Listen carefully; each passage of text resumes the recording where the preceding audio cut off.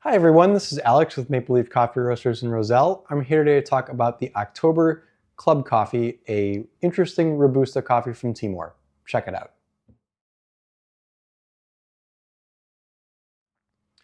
So just as a bit of background, when specialty coffee roasters like myself bring in coffee, generally speaking, they're all Arabica grade coffees. And Arabica grade coffees are usually the specialty coffees that are better tasting, they have more robust, interesting quality characteristics to them.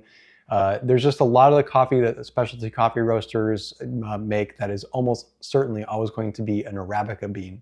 So sometimes we'll get some folks that come into the shop and they'll ask, is all your coffee Arabica? And I'll say, of course, yes. And certain folks will know a little bit more or less about what Arabica coffee actually means, and that it's not that there's one part of the world where Arabica coffee beans come from.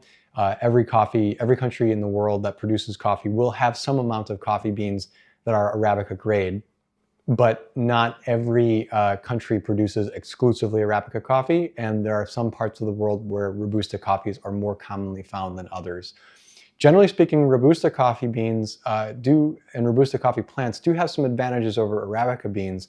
They are easier to grow, more resistant to climate change and weather conditions that might be poor. So there's actually a future, and there's currently some work being done right now by climate scientists and agronomists and people that work in the coffee industry to try to see if they can crossbreed or to get Arabica coffee beans and some of the quality characteristics that those produce and the flavors to be something that shows up as well in Robusta beans. And this takes me to the point of describing that Robusta beans are generally not great tasting coffee beans. So a lot of times, if we've ever experienced Robusta coffee beans, especially if you're a certain age, you'll probably remember a day in which freeze-dried coffee was sort of the go-to product, especially if your parents were a certain age, where they would just put the powder into a pot of a cup of hot water and stir it up, and poof, there you have some coffee. Those sorts of coffees were almost certainly always Robusta beans. And Robusta beans are usually found a little bit more in blends of coffee. A lot of times European espresso blends will have a small amount of Robusta coffee in it. Or if you're going to maybe like a place that's really, really cheap, they might have coffee beans that are just super like roasted really, really dark, and it's just 100% Robusta beans. And you'll be able to tell that what you're drinking, especially after you try the coffee this month if you're a member, that this is indeed something that you've seen before, maybe in a less reputable establishment too. So Robusta beans may be in our future for all of us, especially as the climate changes. Like I said, it's one of the interesting things that's happening in the world of coffee right now, is that there are people trying to figure out, is there a way to grow Arabica beans, or at least to produce Robusta beans that have characteristics of Arabica coffee, so that the parts of the world that are facing difficulties in trying to grow coffee in increasingly difficult climates could actually produce it, because a Robusta plant is much more resistant to the changing weather patterns in some of the countries that they're seeing right now. So I decided to do this as a little bit of an experiment when I put out a message for our club members every month, every couple of months, to try to gauge what kinds of coffees they might be interested in bringing in. This is one that I put out there a couple months ago to see, would people be interested in trying a Robusta coffee? And I think I saw enough of a feedback that was a positive yes to that question that I decided to do it. And for me, this is really exciting in a way, because I do get a chance to spend some quality time with a single origin Robusta coffee. This one happens to be from Timor. It's a wash processed coffee. The raw beans themselves actually physically look a little bit like some of the higher grade African coffees that I've had in here before, those really small screen coffees, meaning the beans are very small. And as a consequence, the way that this roasted was a little bit, it's not challenging in a certain sense, but is interesting characteristic in that it took longer to get to the various crack points than it did for other coffees. So the temperatures that these popped out at were higher than what I would normally have seen for something in a similar roast level. So for example, the light roast coffee came out at a temperature probably about 10 degrees, maybe 5 to 10 degrees higher than what a Arabica coffee bean might be at the light roast level. And same thing for the medium and the dark roast as well. The flavors themselves are interesting. For each of the three coffees, there's a common thread between the three of these, that there's a heavy body into it and almost no acidity. So almost every coffee we have always lives on a spectrum somewhere where it's either super low acidity or super high if it's, maybe say a natural processed African coffee from parts of Ethiopia. This coffee almost has nothing going for it in that kind of acidity realm. So my stomach didn't churn or my taste buds didn't make me like wince in the same way that a more acidic coffee would.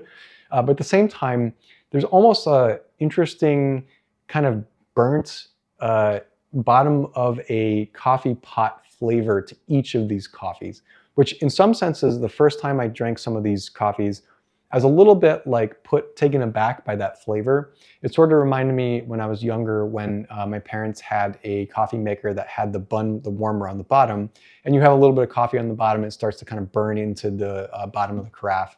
That's kind of the flavor that I got from each of these a little bit. But the more time I spent with each of them, it kind of opened up a little bit more. And the flavors that you get out of this are very, very different than what any Arabica coffee that we've had in the club or even on our normal shelves is like. So these have a good body to them, each the three of them, the light, medium, and dark. They definitely taste fuller. And the finish on each of them is a little bit different. So the finish on the light side has a little bit of a creamy flavor, kind of creamy aftertaste to it. Whereas on the medium side, it has more of a dry finish. And the dark roast side, it really has that smoky, thick, rich aftertaste that you kind of expect from a dark roast coffee. So on the other two sides though, there isn't any fruitiness to this coffee. There isn't any kind of like citrusy flavor, not even any kind of floral consistency to it either. Really what you're gonna get out of this coffee is that like weighty, thick, grain, kind of rye, almost leathery flavor to it, especially in the medium and light roast. The light roast especially had kind of a veggie hint, almost tasted like a little bit of peas, like a green pea kind of thing, and had almost a tobacco kind of consistency to it.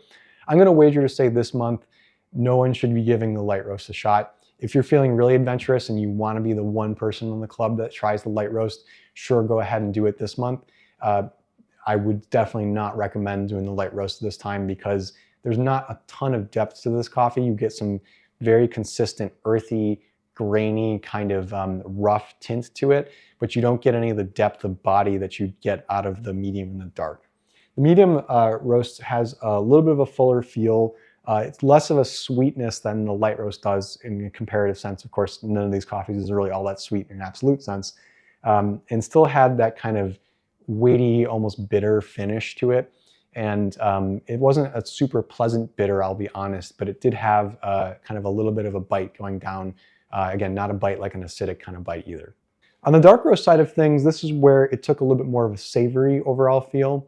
I think this is the one coffee of the three that you may not be able to see from the cups that are in front of me right now, but I actually drank the most of this one.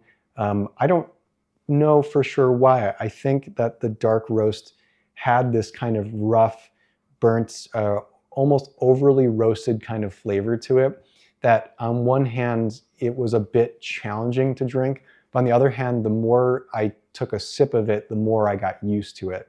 And I found just an overall kind of lighter, flatter sort of feel to it that sort of contrasted interestingly with the thick, richer flavor overall.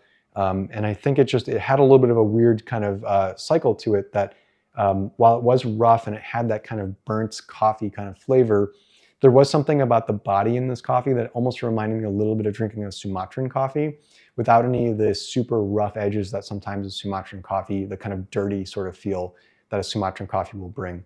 So this is an interesting month because I think that folks in the club are going to be a little bit challenged maybe with this coffee in the first cup or two that they have. My recommendation, if you're a person who's going to go and not really sure that this is going to be something that you like this month, go with a dark roast. Maybe try to find a way to work in a little bit of the beans into this, into something else you're drinking, preferably probably another dark roast or a medium. I wouldn't recommend putting it into a light roast, but give that opportunity to maybe add a little bit of the beans to your regular coffee that you might be drinking, if it's from us or from someone else.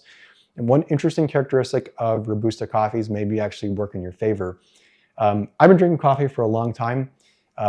I'm pretty insensitive to a lot of caffeine these days, but Robusta coffee does have a higher caffeine content than Arabica coffee. It's about twice as much.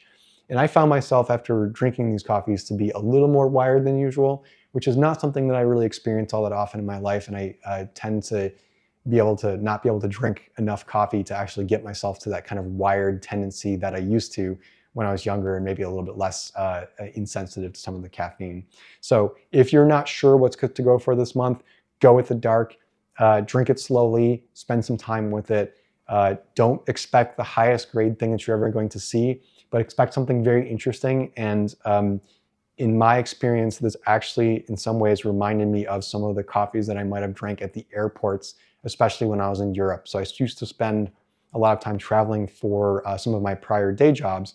And a lot of times in those instant coffee machines or something in a lounge somewhere, the dark roast coffee that I drank this month felt very similar to some of the experiences that I had, especially traveling in some of the European airports where coffee quality was not in high expectations. So if you're not sure which one to get this month, go with the dark. Definitely stay away from the light. I'm sure I'll have one or two people that chooses the light roast this month, but you folks will be the very adventurous ones, and I will be interested in hearing your feedback. So if you have a chance to check out this coffee this month and you want to share it around a little bit too, feel free to kind of give some away to some of the friends if you're not able to finish it.